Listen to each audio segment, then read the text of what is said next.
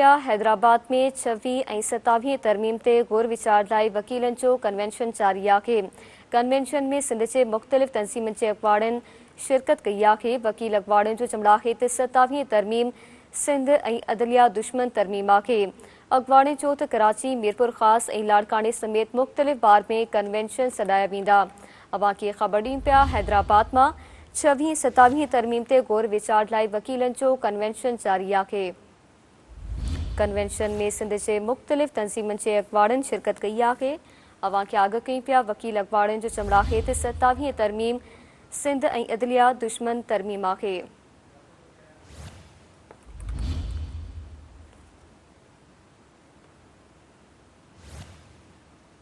अॻवाड़नि चयो त कराची, मीरपुर ख़ासि ऐं लाड़काने समेत मुख़्तलिफ़ बार में कन्वेंशन सॾाया वेंदा।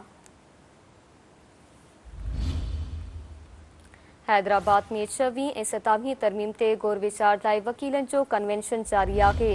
कन्वेंशन में सिंध जे मुख़्तलिफ़ तंज़ीमुनि जे अॻवाड़नि शिरकत कई आहे। वकील अॻवाड़नि जो चवणु आहे त 27 तरमीम सिंध ऐं अदलिया दुश्मन तरमीम आहे। अॻवाड़नि चयो त कराची, मीरपुर ख़ासि ऐं लाड़काने समेत मुख़्तलिफ़ बार में कन्वेंशन सॾाया वेंदा।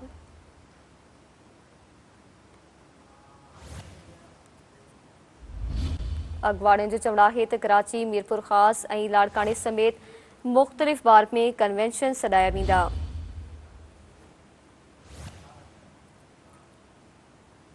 छवीह ऐं 27 तरमीम ते गौर विचार लाइ वकीलनि जो कन्वेंशन जारी आहे। हैदराबाद मां वाक़िअ ॿुधाई पिया कन्वेंशन में सिंध जे मुख़्तलिफ़ तंज़ीमुनि जे अॻवाड़नि शिरकत कई आहे।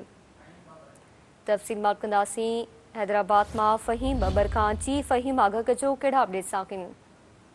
जी बिल्कुल, Sindh high court bar association पारां 26 आइनी तरमीम की मुखालफ़त ऐं 27 आइनी तरमीम ते जेको आहे गौर विचार करण लाइ वकीलनि जो कन्वेंशन घुरायो वियो आहे।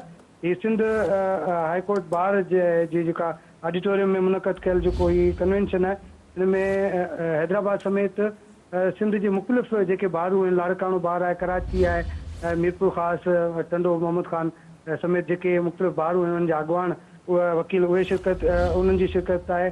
उनखां अलावा जेके मुख़्तलिफ़ सिविल सोसाइटी जा माण्हू आहिनि, उन्हनि बि शिरकत कई आहे। उन में वकीलनि जेको आहे ख़िताब कयो आहे, उनजो इहो चवणु आहे त अॻे ई जेको 26 आइनी तरमीम जी मुखालफ़त कई हुई, उन बावजूदि उनखे बि मंज़ूर कयो वियो, जेका सिंध जे लाइ तमामु घणी हानिकार जेका अमेंडमेंट हुई। ऐं उनखां पोइ जेको 27 आइनी तरमीम जी ॻाल्हि कई पई वञे त उनखे बि वकील बिरादरी रद्द करे थी, छो जो न सिर्फ़ु उहा सिंध दुश्मन जेका तरमीम आंदी पई वञे, पर उन में जेका अदलिया ऐं जुडिशरी खे बि जेको आहे निशानो बणायो वियो आहे। उन्हनि जो इहो चवणु आहे त मुख़्तलिफ़ वक़्तनि में जेके तरमीमूं कयूं हुयूं आहिनि, उन में अक्सर जेके तरमीमूं अहिड़ियूं आहिनि जेके हुकुमराननि पंहिंजे फ़ाइदनि जे लाइ कयूं आहिनि, जंहिंमें सिधो सओ आवाम ऐं खे नुक़सानु पहुचायो वञे थो।